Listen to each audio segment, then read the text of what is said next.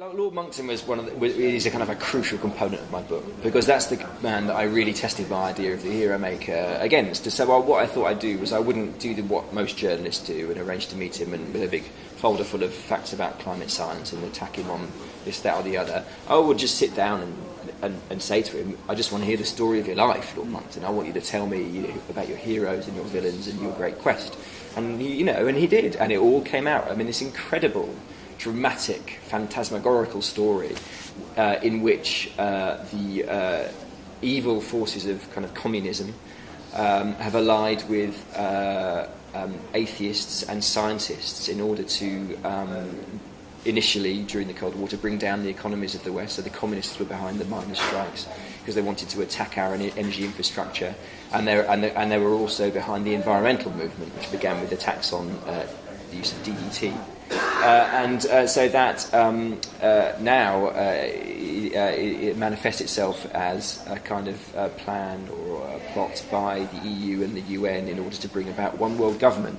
So climate scientists are either mistaken or they're involved in this plot somehow. And so, I mean, and he sees himself as this kind of brave. I mean, he hates the word consensus. He'll never, he described himself as a lone wolf going against the pack. And this is how he sees himself, and this is how lots of people see themselves. He's not unique in this. But so, and it showed me very vividly why there's no point in debating someone like Lord Monckton on the science, because, you could talk to him about the hockey graph or whatever, and about his little individual points of data. Does the data show this or does it show that?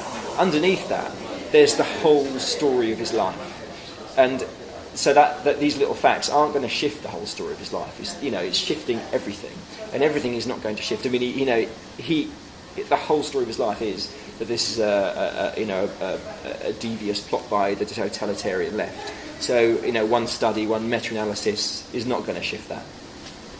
And you mentioned the idea that if he talked to a climate scientist, what you would get would be two hero narratives, two sort of colossuses arguing amongst each other about their own particular positions, and you wouldn't really get anything from that. I mean, what does that tell you about the way that particular debate has gone? It tells me that the debate is largely pointless, unfortunately. I mean, one of the surprising things and the really revelatory things that I heard on my journey was an interview with a guy called Professor Jonathan Haidt. And Professor Jonathan Haidt is an American psychologist who is an expert on the psychology of religion and the psychology of our kind of moral beliefs. And he said to me that if you want to find irrationality, seek the things that make people sacred. And he said, I've got no doubt that man-made climate change is real and it's going to have a deleterious effect upon the planet. But I do not trust the left to tell me the truth about climate change because they have made it sacred. They cannot bear anything to go against that narrative. And in the same way, people on the right make the free market sacred. They will not, they have this kind of ideological, emotional belief that the free market is the good force for good in the world.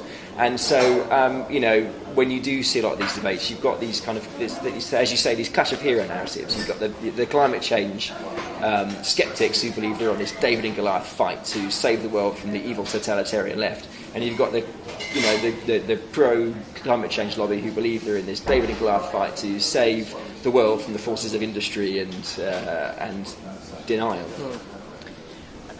And in terms of that, if there is no point in combating that, what would you suggest is a good strategy? Not just in terms of climate change, but all of these debates. Is it better just to let people have their opinions? Let these debates play themselves out, as opposed to trying to sort of stamp down on them and say, listen, you cannot say this, you can't say this in schools, you can't say this on the airwaves.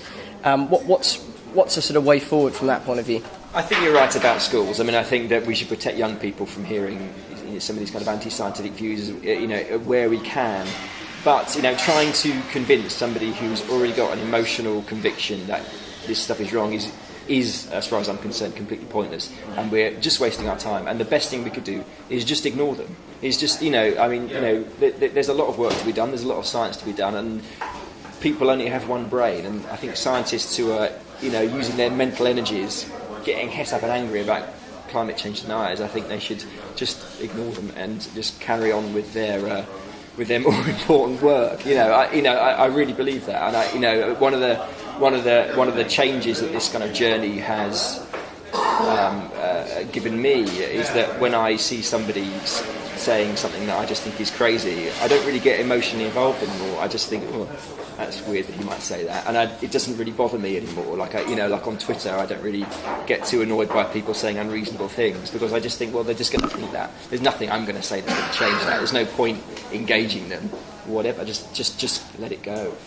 And I also think that by engaging these people, we're giving them a status which they don't deserve. I see that too in the debate about Holocaust denial and the defence of Hitler. I think that one of the things that the opponents of David Irving are guilty of is in exaggerating the threat that these kind of revisionist historians have upon historical memory. I don't think they're affecting historical memory. I think they're a niche within a niche within a niche, and the only, and by giving them the attention, giving them this platform, we're elevating them. We're making them feel as if they really are a danger, and I don't think they are a danger.